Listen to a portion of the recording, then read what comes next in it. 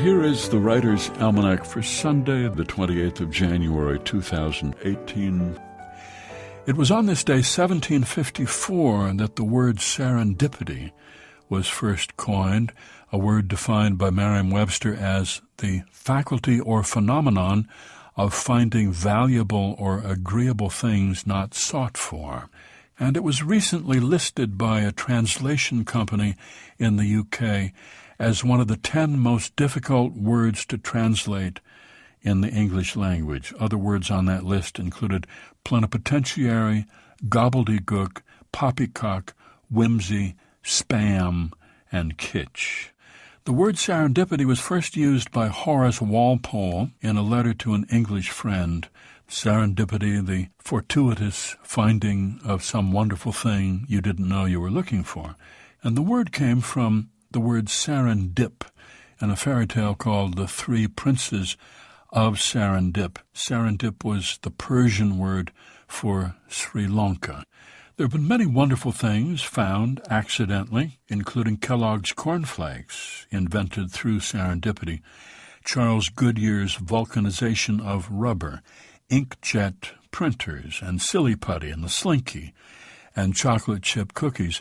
Penicillin was discovered by Alexander Fleming accidentally after he had left for vacation without disinfecting some of his petri dishes filled with bacteria cultures, got back to the lab, found that the penicillium mold had killed the bacteria.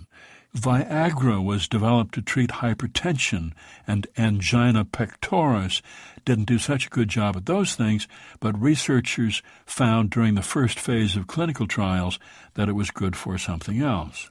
The principle of radioactivity was found when researchers were looking for something else, and X-rays and infrared radiation. Julius Comro said, serendipity is looking in a haystack for a needle and discovering a farmer's daughter. And Wiktionary lists serendipity's antonym, the opposite of serendipity, as Murphy's Law and perfect storm. It's the birthday of the novelist Colette, born in Saint-Sauveur-en-Poussaye in the Burgundy region of France, 1873, best known as the author of Chérie and Gigi. Colette, who said, "What a wonderful life I've had. I only wish I had realized it sooner." It's the birthday of José Martí, born in Havana, 1853, who helped lead Cuba's struggle for independence from Spain. Pete Seeger's folk song Guantanamera is a translation of a poem by José Martí. Here's a poem for today by Philip Larkin, entitled Travelers.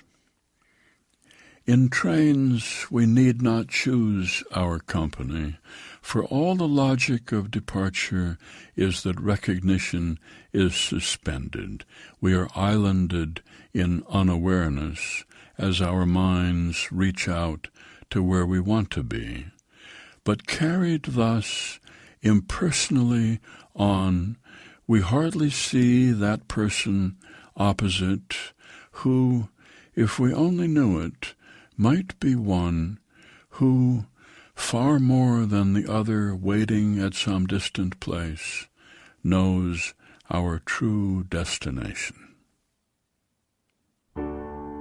Travelers, a poem by Philip Larkin from the Complete Poems, published by Faber and Faber, and used by permission here on the Writer's Almanac, supported by the Poetry Foundation, publisher of Poetry Magazine, committed to discovering great poets and printing their verse. Back issues and subscriptions available at poetryfoundation.org. And supported by Lumosity.com, personalized brain training developed by neuroscientists to challenge memory and problem-solving through online games, Lumosity.com. And by Progressive Insurance, working to make progress for more than 75 years. Engineered by Noah Smith, produced by Joy Biles. Be well, do good work, and keep in touch.